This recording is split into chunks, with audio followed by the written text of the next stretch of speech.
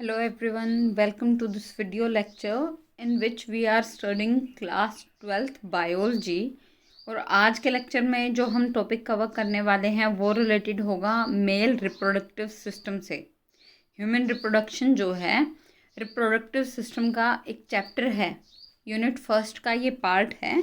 और इसमें पहले हम जो टॉपिक कवर करेंगे वो होगा मेल रिप्रोडक्टिव सिस्टम। अगर हम मेल रिप्रोडक्टिव सिस्टम की बात करें तो सबसे पहले ये रिप्रोडक्टिव सिस्टम है, यानी कि ये एक ह्यूमन ऑर्गन सिस्टम है जिसमें कई ऑर्गन जो हैं वो मिलकर एक सिस्टम की तरह काम करेंगे। तो सबसे पहले हमें यही पता होना चाहिए कि हमारी बॉडी में ये ऑर्गन सिस्टम कहाँ पे है और कौन कौन से ऑर्गन जो हैं इसका पार्ट हैं। Human reproductive system is located in the pelvic region. Male reproductive system consists of scrotum, a pair of testes, vasa efferentia, epididymis, vas deferentia, ejaculatory duct, urethra, penis and certain glands. तो अगर अभी इनके नाम याद ना हों तो ये जब तक हम मेल रिप्रोडक्टिव सिस्टम करेंगे इन ऑर्गन्स को हम इंडिविजुअली डिटेल में भी स्टडी करेंगे, तो आपको इनके सबके नाम याद हो जाएंगे, टेंशन नहीं लेनी। लेकिन करने ज़रूरी हैं, हमें हर ऑर्गन का पता होना चाहिए। अगर हम क्लासिफिकेशन की बात करें तो मेल रिप्रोडक्टिव सिस्टम में जितने भी ये ऑर्गन जिनको मैंने अभी नाम लिया, ये सब दो कैटेगरीज में डिवाइड हैं, प्राइमरी सेक्स ऑर्गन्स और सेकेंडरी सेक्स ऑर्गन। हम देखेंगे कि इनको प्राइमरी को प्राइमरी क्यों बोलते हैं, सेकेंडरी को सेकेंडरी क्यों बोलते हैं। उससे पहले हम देखते हैं मेल रिप्रोडक्टिव सिस्टम के डायग्राम में कि ये सब ऑर्गन कहाँ पे हैं। देखें इस डायग्राम में सबसे पहले जो हमने बात की थी स्क्रोटम की, ये पूरा जो सैक लाइक स्ट्रक्चर है ये स्क्रोटम है। हमने पेयर ऑफ टेस्टीज की बात की थी। इस व्यू में हमें एक टेस्टीज जो है वो विजिबल है, अदरवाइज इसके साइड बाय साइड ये पेयर ऑफ टेस्टीज होता है। उसके बाद जो है हमने एपिडाइडमिस की बात की थी। ये जो हमें पिंक स्ट्रक्चर दिख रहा है ये एपिडाइडमिस है। यहाँ से ये जो ट्यूब निकल रही है ये वासा डिफरेंशिया है। उसके बाद ये जो है वो सेमिनल वेसिकल्स है। हमने इजैकुलेटरी डक्ट की बात की थी, वो है ये, एक सेकेंड, ये जो हमें ब्लैक कलर की दिख रही है ये इजैकुलेटरी डक्ट है। उसके बाद यहाँ से जो ये ब्लैक कलर की हमें ट्यूब दिख रही है उसको हम बोलते हैं यूरेथ्रा। ये पूरा स्ट्रक्चर जो है वो है पीनिस। यही हमने ऑर्गन्स की बात की थी। दोबारा बता दूं, ये सैक लाइक जो स्ट्रक्चर है ये स्क्रोटम है। In scrotum there is a pair of testes, जहाँ पे एक्चुअली जो है मेल गैमीट प्रोड्यूस होता है। उसके बाद ये जो है वो एपिडाइडमिस है। ये जो हम पिंक कलर की ट्यूब देख रहे हैं ये वैसा डिफरेंशिया है। ये सेमिनल वेसिकल्स हैं। ये जो यहाँ पे ब्लैक है वो है इजैकुलेटरी डक्ट। ये ब्लैक कलर की ट्यूब जो है वो है यूरेथ्रा। और ये स्ट्रक्चर पूरा वो होता है पेनिस। अगर हम दूसरे व्यू में इसको देखें तो ये कुछ ऐसा दिखेगा। ये देखें पेयर ऑफ टेस्टीज इन्होंने अलग अलग दिखाई हुई हैं। हर एक टेस्टी के पास अपना एपिडाइडमिस है ना, हमें शो हो रहा है। उसके बाद ये वासा डिफरेंशिया, ये इस टेस्टीज से वासा डिफरेंशिया, ये सेमिनल वेसिकल जो पेयर में है, और ये यूरेथ्रा जो है पीनिस के बिल्कुल मिडल से पास हो रही है। हमारी जो स्पर्म, हमारे जो मेल गैमीट और जो यूरिन की ओपनिंग है मेल्स में वो सेम है।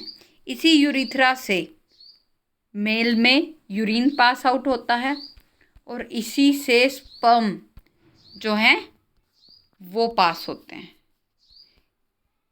ये काफ़ी इम्पोर्टेंट है क्योंकि फीमेल के अंदर अलग अलग ओपनिंग होती हैं, यूरिन के लिए अलग और स्पर्म को एंटर करने के लिए जो जेनाइटल ओपनिंग होती है वो अलग होती है, लेकिन मेल में एक ही ओपनिंग होती है। सो अब हम इन सभी ऑर्गन्स को एक एक करके डिटेल में पढ़ेंगे और ये देखेंगे कि इनमें से किस ऑर्गन को हम प्राइमरी सेक्स ऑर्गन कंसीडर करते हैं और क्यों करते हैं, और किस ऑर्गन को हम सेकेंडरी सेक्स ऑर्गन कंसीडर करते हैं और क्यों करते हैं। तो सबसे पहले difference, primary sex organ, secondary sex organ. Organ which produce gametes and sex hormones are called primary sex organ. Gamete, हम मेल गैमीट की बात कर रहे हैं, हम मेल गैमीट की बात कर रहे हैं, जो कि ह्यूमन के केस में क्या बोलते हैं हम उसको, स्पर्म। हम स्पर्म की बात कर रहे हैं। जितने भी ऑर्गन रिप्रोडक्टिव सिस्टम के स्पर्म प्रोड्यूस करने में और इसकी प्रोडक्शन को जो सेक्स हार्मोन्स कंट्रोल करते हैं, वो हार्मोन्स जो भी ऑर्गन प्रोड्यूस करते हैं वो सब प्राइमरी सेक्स ऑर्गन का पार्ट होता है। जैसे जो पेयर ऑफ टेस्टिस की हमने बात की थी वो प्राइमरी सेक्स ऑर्गन्स है। टेस्टिस के अंदर ही स्पर्म प्रोड्यूस होता है, मैंने अभी 2 मिनट पहले ये बताया था। और जो सबसे इम्पोर्टेंट मेल सेक्स हार्मोन होता है, जो कि सिर्फ टेस्टिस प्रोडक्शन को नहीं और भी कई जो मेल की एग्रेसिवनेस होती है वो भी टेस्टोस्टेरोन कंट्रोल करता है। कभी आपने देखा होगा ओक्स और बुल में फ़र्क होता है, तो क्या करते हैं, क्योंकि ओक्स को जब कास्ट्रेट करते हैं उसकी टेस्टिस रिमूव कर देते हैं, तो उसमें क्या होता है, जो टेस्टोस्टेरोन होता है उसका प्रोडक्शन बंद हो जाता है क्योंकि टेस्टिस रिमूव कर दी। इसकी वजह से ओक्स को हम डोमेस्टिकेट नहीं कर सकते, उसको पालतू नहीं बना सकते, उस पर हल नहीं जोत सकते क्योंकि उसके अंदर एग्रेसिव बिहेवियर होता है because of testosterone.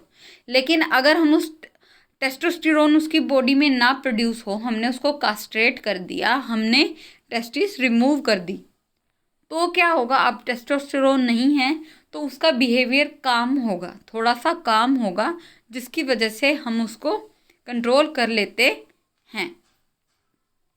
Secondary sex organs की अगर बात करें, these organ are associated with primary sex organ and perform important function in reproduction. Basically ये जो सेकेंडरी सेक्स ऑर्गन हैं ये प्राइमरी सेक्स ऑर्गन की हेल्प करते हैं ताकि स्पर्म प्रोडक्शन होता रहे। जैसे कि इजैकुलेटरी डक्ट्स की हमने बात की थी, सेमिनल वेसिकल मैंने आपको डायग्राम में दिखाया था, वो भी एक एसेसरी ग्लैंड है। उसके अलावा भी काफ़ी ग्लैंड्स हैं जो कि एसेसरी हैं, लेकिन सेमिनल वेसिकल भी एसेसरी ग्लैंड्स का पार्ट है और वह सब सेकेंडरी सेक्स ऑर्गन है। तो हम प्राइमरी सेक्स ऑर्गन्स को मैंने बोला था कि हम डिटेल में भी करेंगे। In most of the mammals testes are extra abdominal, यानी कि जो मेन हमारी बॉडी है उससे बाहर, हमें पता है ना, हम जो स्क्रोटम होता है, मेल स्क्रोटम होता है, वो स्पेशली सिर्फ टेस्टीज के लिए कवर होता है।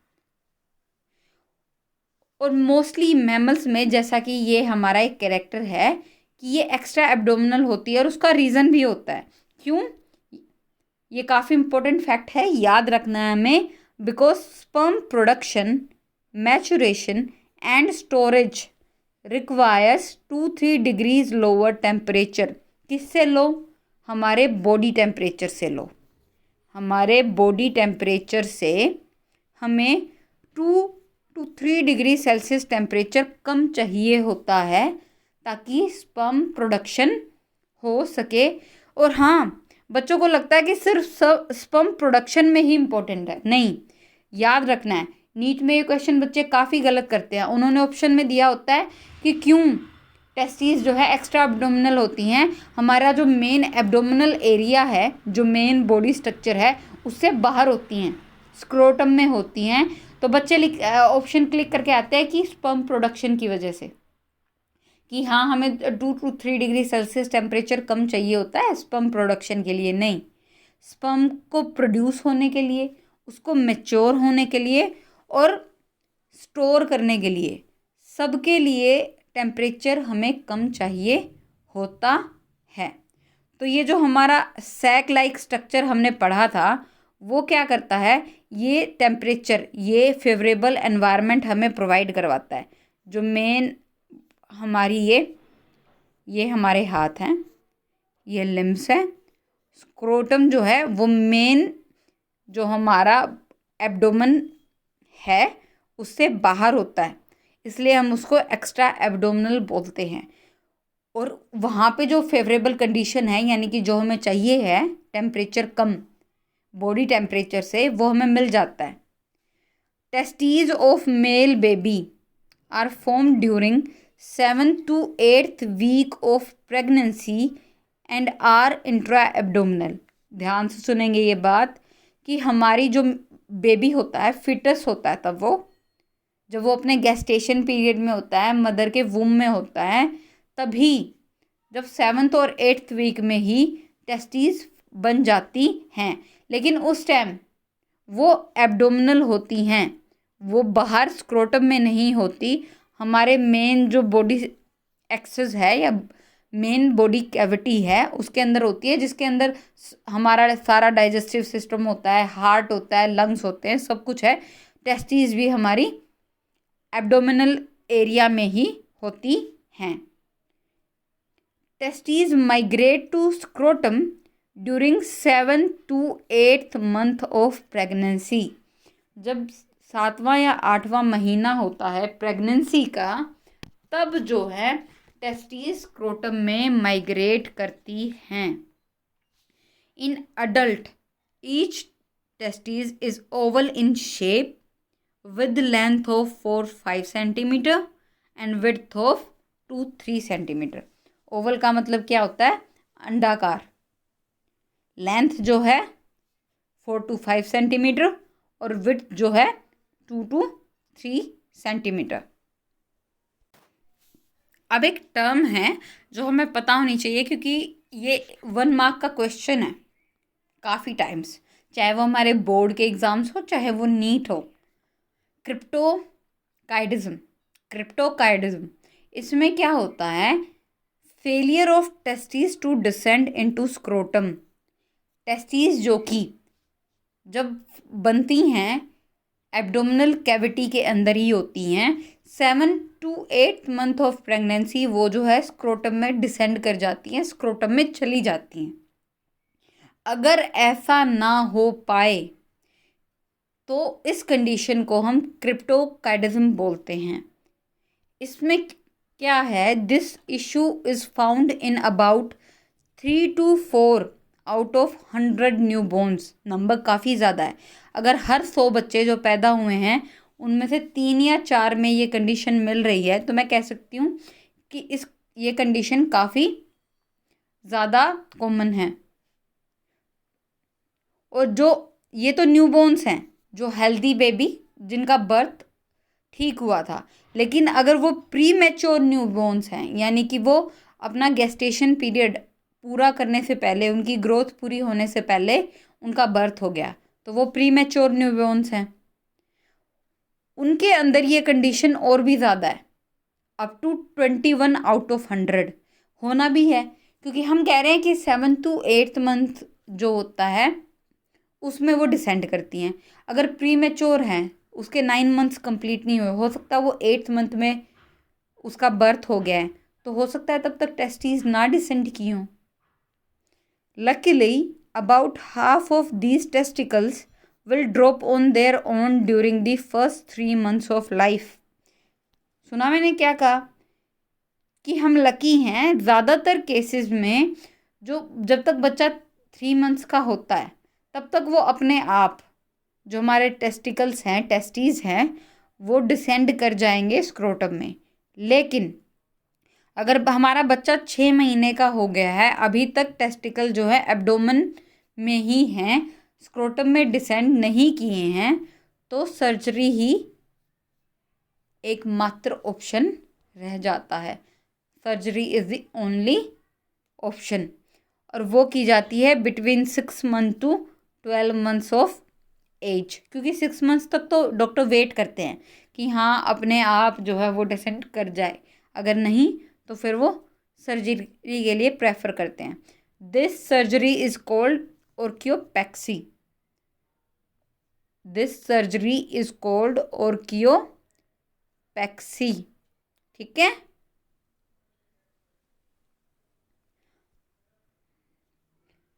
Histology of testes. हिस्टोलॉजी में हम क्या पढ़ते हैं, उसकी लेयर्स पढ़ते हैं। बेसिकली हम कवरिंग पढ़ते होते हैं जब भी हम हिस्टोलॉजी की बात करते हैं। डायग्राम में समझने से पहले मैं चाहती हूँ कि आपको इनका नाम बताओ, ताकि एक्चुअल में वो कहाँ पे हैं हम बाद में देखेंगे। तो टेस्टिस की जो लेयर्स होती हैं, सबसे पहले बच्चों होती है tunica vaginalis, serous covering of testis, ये सबसे आउटर लेयर होती है। उसके बाद है tunica albuginea, actual covering made of fibrous और collagenous connective tissue. Tunica vasculosa, delicate loose lines testicular lobules, has rich supply of blood capillaries. इसका नाम, जो जब हम किसी को वेस्कुलर वर्ड आ जाता है ना किसी के अंदर, इसका मतलब उसके अंदर ब्लड कैपिलरीज हैं, क्योंकि वेस्कुलर सिस्टम हमारा ब्लड सिस्टम ही होता है ना। तो इसका नाम वेस्कुलोसा इसीलिए है क्योंकि इस लेयर के अंदर ब्लड सप्लाई होती है। ट्यूनिका एल्बुजिना, ये कोलेजनस कनेक्टिव टिश्यू की होती है या फाइब्रस, जो कि टेस्टीज को प्रोटेक्शन प्रोवाइड करती है, ताकि अगर थोड़ी सी भी कुछ डैमेज हो रहा है तो टेस्टीज में नहीं होगा। मतलब वो हमारी 2 लेग्स के जो मेल की 2 लेग्स के बीच में होता है, तो अगर थोड़ा सा भी प्रेशर पड़ रहा है चलते हुए या किसी भी टाइम, तो टेस्टीज को डैमेज ना हो, इसलिए ये फाइब्रस या कोलेजनस कनेक्टिव टिश्यू की लेयरिंग होती है। और सबसे आउटर होती है tunica vaginalis, serous covering of testes. अब हम डायग्राम में देखेंगे इन तीनों लेयर्स को। ये देखिए डायग्राम में जो सबसे आउटर वाली लेयर है, ये जो हमें ग्रे शेड में दिखाई दे रही है, ये है ट्यूनिका वेजिनालिस। हमने बात की थी सबसे आउटर होती है। उसके बाद ये जो है स्लाइटली वाइट, लेकिन वाइट नहीं है, ये है ट्यूनिका एल्बुजिना। उसके बाद ट्यूनिका वेस्कुलोसा थी, जो ये इनर वाली है बच्चों, ये जो सबसे इनर वाली है ये ट्यूनिका वेजिनालिस है, और इसी की इन ग्रोथ की वजह से ये जो है अंदर की तरफ इनवर्ड ये ग्रोथ करती है, जिसकी वजह से हमारी जो टेस्टीज होती है वो कंपार्टमेंट्स में डिवाइड होती है। ये एक कंपार्टमेंट हो गया, ये दूसरा कंपार्टमेंट हो गया, है ना, दिख रहा है यहाँ पे, ये एक कंपार्टमेंट, दूसरा कंपार्टमेंट, ये देखो, तो वो ट्यूनिका वेस्कुलोसा होती है। हमने पहले भी जो प्राइमरी सेक्स ऑर्गन किए थे उसमें ये टेस्टिस हो गया, ये जो है वो एपिडाइडमिस था, ये जो थी पूरी ट्यूब वो वासा डिफरेंशिया थी, या जिसको डक्टस डेफरेंस भी बोलते हैं। रेटेटेस्टीज, ये जो सेमिनिफरस ट्यूब्यूल्स हैं, ये जो मैंने बोला था कि टेस्टीज को कंपार्टमेंटलाइज कर दिया ट्यूनिका वेस्कुलोसा ने, हर एक कंपार्टमेंट के अंदर जो सेमिनिफरस ट्यूब्यूल्स हैं वो कॉम्पैक्टली पैक्ड होते हैं। यहाँ पे ट्यूब्यूल्स हैं जो ऐसे कॉम्पैक्टली पैक्ड होती हैं हर एक कंपार्टमेंट के अंदर। जब इन कंपार्टमेंट से वो बाहर निकलती हैं और जॉइन करती हैं, इससे एक निकली, इससे एक निकली, इससे एक, और उन्होंने यहाँ पे ये नेटवर्क बनाया जिसको हम बोलते हैं रेटे टेस्टिस। ये है इसके अंदर हर एक लोब्यूल के अंदर, हर एक कंपार्टमेंट के अंदर है सेमिनिफेरस ट्यूब्यूल्स। इन सेमिनिफेरस ट्यूब्यूल्स के अंदर ही एक्चुअल स्पर्म प्रोडक्शन होता है। हम कहते हैं टेस्टिस के अंदर होता है, लेकिन टेस्टिस के कौन से पार्ट के अंदर होता है? सेमिनिफेरस ट्यूब्यूल्स के अंदर। उसके बाद ये जो टेस्टिकुलर आर्टरी होती हैं ये एपिडाइडमिस में एंटर करती हैं। आई होप आपको ये डायग्राम क्लियर है।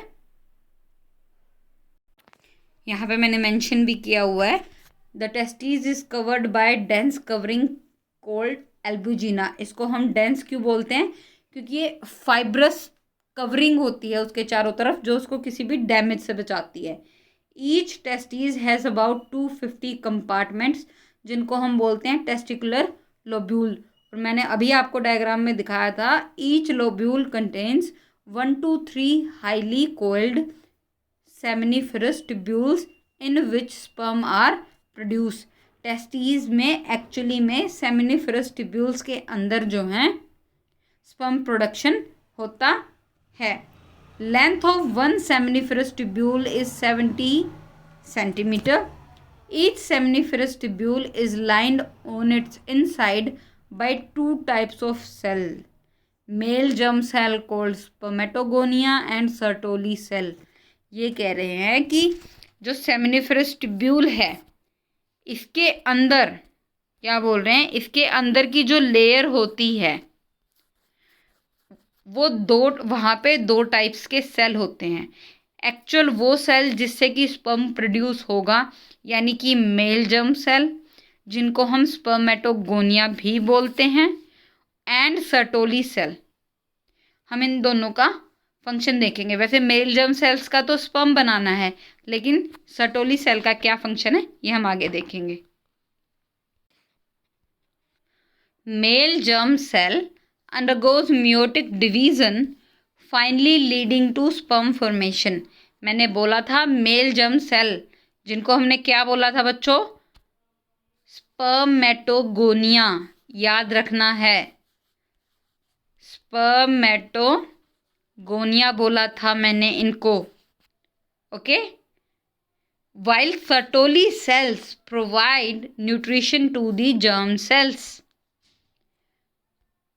The regions outside the seminiferous tubule called interstitial spaces contain small blood vessels and interstitial cells, जिनका दूसरा नाम है लेडिक सेल्स। सर्टोली सेल्स जो हैं वो नरिशमेंट प्रोवाइड करते हैं। ऐसे ही जो सेमिनिफेरस ट्यूब्यूल्स जैसे ऐसे कॉम्पैक्टली पैक्ड होती हैं, किसके अंदर? एक लोब्यूल के अंदर, एक टेस्टिकुलर लोब्यूल के अंदर। तो यहाँ पे बीच बीच में जो स्पेस होता है वहाँ पे लेडिग या इंटरस्टिशियल सेल्स होते हैं, जो कि एक्चुअली सेक्स हार्मोन, जिनको हम मेल के केस में मेल सेक्स हार्मोन्स को हम बोलते हैं एंड्रोजन। मेल सेक्स हार्मोन क्या होते हैं? एंड्रोजन। उनको प्रोड्यूस कौन करता है? Leydig cell. हमें फंक्शन याद रखना है, कभी कंफ्यूज नहीं होना है, क्योंकि बच्चे कंफ्यूज हो जाते हैं। सर्टोली सेल्स जो हैं मेल जर्म सेल को न्यूट्रिशन प्रोवाइड करते हैं ताकि वो स्पर्म प्रोडक्शन करें। लेडिक सेल जो है बच्चों वो हार्मोन सिक्रीट करते हैं। तो अब हमने सभी ऑर्गन्स जो हैं वो कवर कर लिए हैं जो कि मेल रिप्रोडक्टिव सिस्टम का पार्ट है। प्राइमरी सेक्स ऑर्गन्स है, मैं दोबारा बात कर रही हूँ, प्राइमरी सेक्स ऑर्गन्स हैं। अब जो है हम स्पर्मेटोजेनेसिस की प्रोसेस स्टडी करेंगे, यानी कि स्पर्म प्रोडक्शन एक्चुअली कैसे होता है वो डिस्कस करेंगे। Spermatogenesis is the process of formation of male gametes, that is sperms. It begins during puberty and continues till death. Puberty जो है वो पता है हमें मेल में कब होती है? जब उसकी बियर्ड आनी स्टार्ट हो जाती है। 12 to 13 एज होती है, जब उसकी 12 से 13 साल की जो उसकी उम्र होती है, तब उसको उसकी पुबर्टी स्टार्ट होती है मेल की ह्यूमन के अंदर। जिसके सिम्टम्स क्या होते हैं कि जो एडम्स एप्पल है, जो हमारी गर्दन में, हमारे गले में, हमारे नहीं मेल्स के एडम्स एप्पल होता है, वो विजिबल होना स्टार्ट हो जाता है। दूसरा, जो आवाज़ है, जो वॉइस है मेल की, वो थोड़ी सी होर्स हो जाती है, इतनी स्मूथ नहीं रहती। मतलब मेल और फीमेल की आवाज़ में डिस्टिंक्शन बढ़ जाता है। एंड जो बियर्ड है या जो बॉडी पे और भी हेयर्स है, वो भी काफ़ी डेंस हो जाते हैं। तो तब पुबर्टी से ये स्टार्ट होती है स्पर्मेटोजेनेसिस की प्रोसेस, और डेथ तक, मेल के अंदर डेथ तक चलती है। फीमेल में ऐसा नहीं होता। फीमेल में एक सर्टेन जो 40 की एज है, 40-45 की, तब तक ही oogenesis होती है, यानी कि गैमीट प्रोडक्शन होती है, जबकि मेल में डेथ तक होती है। With advancing age the number of sperm produce as well as quality of sperm reduces. अब ये तो होना ही था कि जैसे जैसे एज बढ़ती जाती है, स्पर्म प्रोडक्शन का जो नंबर है वो कम हो जाएगा और उनकी क्वालिटी भी कम हो जाएगी। In humans this process take 65 to 75 days। एक प्रोसेस, एक जो साइकिल है स्पर्म प्रोडक्शन का, वो 65 to 75 डेज में कंप्लीट होता है। Only in humans, only in male, human male. Spermatogenesis की जो पूरी प्रोसेस है उसको हम 2 स्टेजेस में डिवाइड करते हैं। पहली जो स्टेज है बच्चों, वो है स्पर्मेटोसाइटोजेनेसिस। इसमें क्या होता है, जो स्पर्मेटोगोनिया, जो कि हमने बोले थे मेल जर्म सेल्स होते हैं, हमने बोले थे ना मेल जर्म सेल, तो मेल जर्म सेल स्पर्मेटोगोनिया, इनसे बनते हैं स्पर्मेटिड्स। इनसे क्या बनते हैं? स्पर्मेटिड्स। स्पर्मेटोगोनिया यानी कि मेल जर्म से स्पर्मेटिड्स बनते हैं in the process of spermatocytogenesis. Second जो प्रोसेस है स्पर्मियोजेनेसिस, या जिसको स्पर्मेटोलियोसिस भी बोलते हैं, स्पर्मेटोलियोसिस, ठीक है। इसमें क्या होता है, अब जो हमारे स्पर्मेटिड बन गए थे वो मैच्योर होके स्पर्म बन जाते हैं। दोबारा बता रही हूँ, जो पूरी प्रोसेस होती है स्पर्म प्रोडक्शन की, उसको हम बच्चों बोलते हैं, क्या बोलते हैं उसको? स्पर्मेटोजेनेसिस। स्पर्मेटोजेनेसिस, इसको हम 2 पार्ट्स में डिवाइड करते हैं। First one is spermatocytogenesis and second one is spermiogenesis. तो अगर ये पूछे कि स्पर्म प्रोडक्शन की प्रोसेस का क्या नाम है, और ऑप्शन में ये भी दे दे कि स्पर्मेटोसाइटोजेनेसिस, स्पर्मियोजेनेसिस या स्पर्मेटोजेनेसिस, तो पूरी प्रोसेस का नाम होता है स्पर्मेटोजेनेसिस। अगर वो ये पूछे कि स्पर्मेटिड प्रोडक्शन की प्रोसेस को क्या कहते हैं, देन स्पर्मेटोसाइटोजेनेसिस। तो कंफ्यूज नहीं होना है।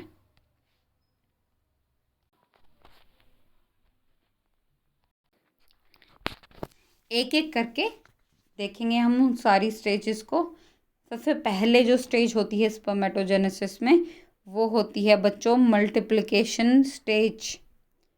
Multiplication stage, in this phase cells of germinal epithelium multiply by mitotic division and increase in number।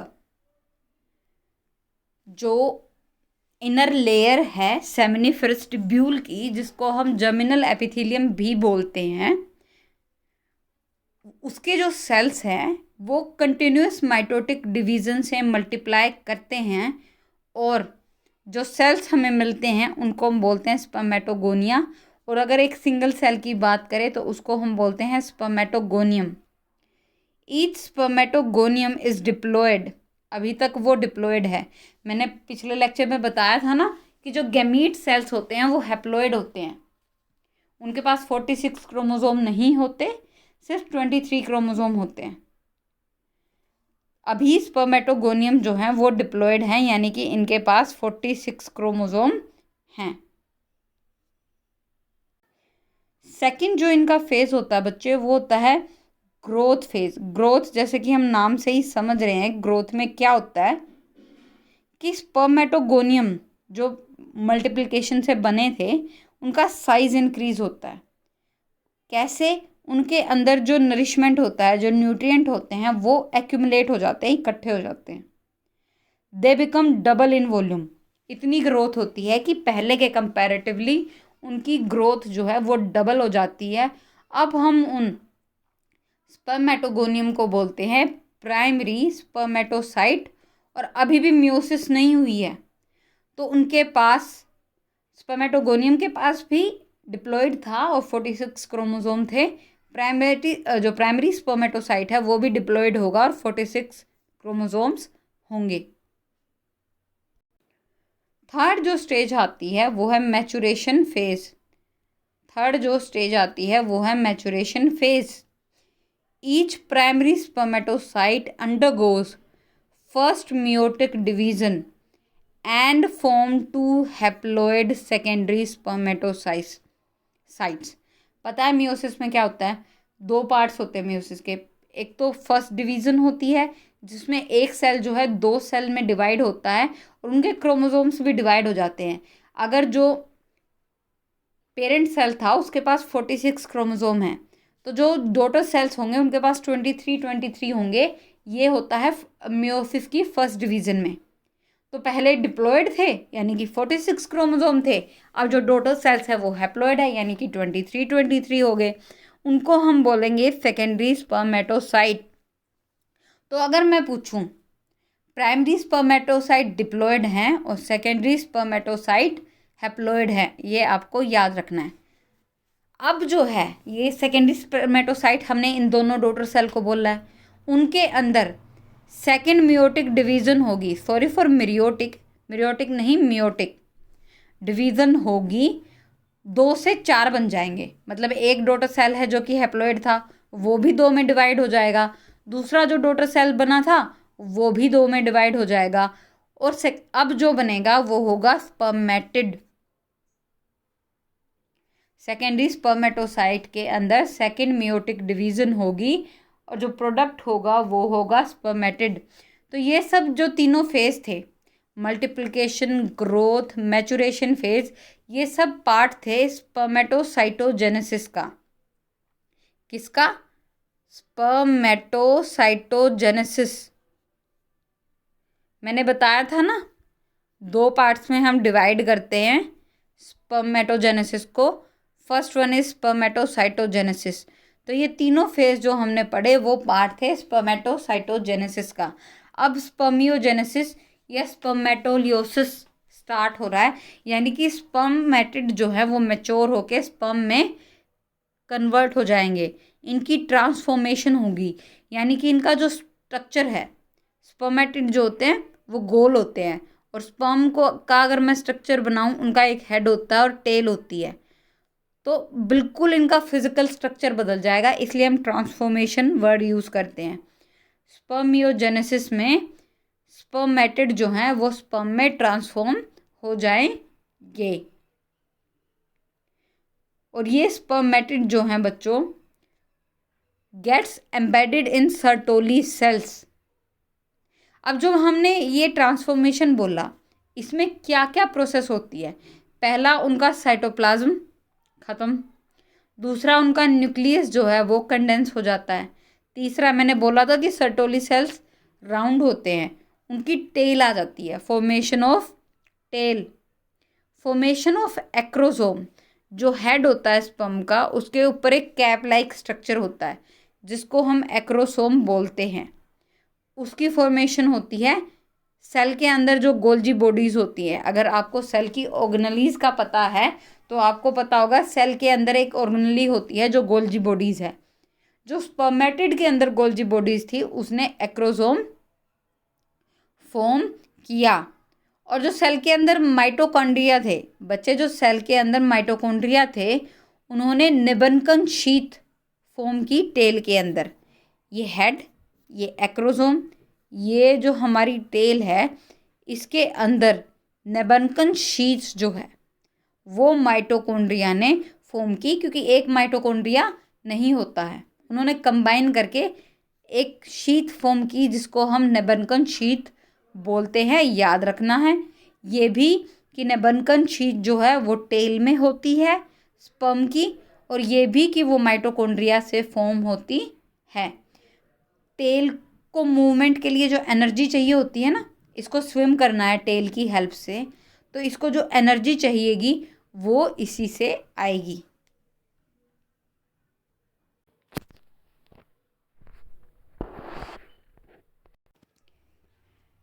तो हमने जो है स्पर्मेटोजेनेसिस की प्रोसेस कंप्लीट कर ली है।